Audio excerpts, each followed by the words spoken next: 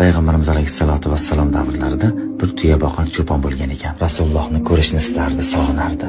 Uzoq yo'l bosib Madinaga keldi. Ammo ust boshida birozgina tuyaning hidi bor deya birinchi bozorga boraman. Payg'ambarimiz alayhissalomning yonlariga borib, u kishiga hidim bilan ozor bermay deb, bozorda atir sotadigan bir sotuvchining yoniga bordi. Atir olayotganida sotuvchi unga dedi: "Nima uchun kelding?" Payg'ambarimiz alayhissalatu vassalomni ko'rish uchun keldim dedi. "Xo'p, unda nega atir olyapsan?" deb so'radi. "Men tuya cho'poniman. Usti boshimdan tuyaning hidlari keladi. Payg'ambarimizga bu hid bilan ozor bermay deb atir olishga keldim." Sotuvchi aytdiki: "Rostdan ham u kishini ko'rishni xohlaysanmi?" Ko'zlari yoshlanib, "Ha" dedi. "Unday bo'lsa qara, shundoqqina orqangda turibdilar." U odam bozorda Allohning rasuli bilan orqama-orqa turgan edi. Orqaga burilganida unga tabassum qilgan koinotning eng go'zal yuzli, gul yuzli ila qarshilashdi.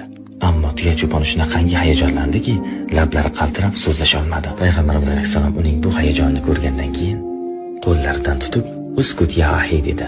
"Tinchlan ey birodarim, men Makkada quruq non yegan Ominaning o'g'liman" dedilar. Bu qanday go'zal so'z, bir o'ylab ko'ring. Insonlarning eng sharaflisiman, Alloh habibim degani mendagasi bormi demadilar. Insonlarning o'zlariga shuncha asrlar o'tsa hamki oshiq qiladigan tavozi ila biz u kishini ko'zlar bilan ko'rmadik. Biz u kishini ko'rmasdan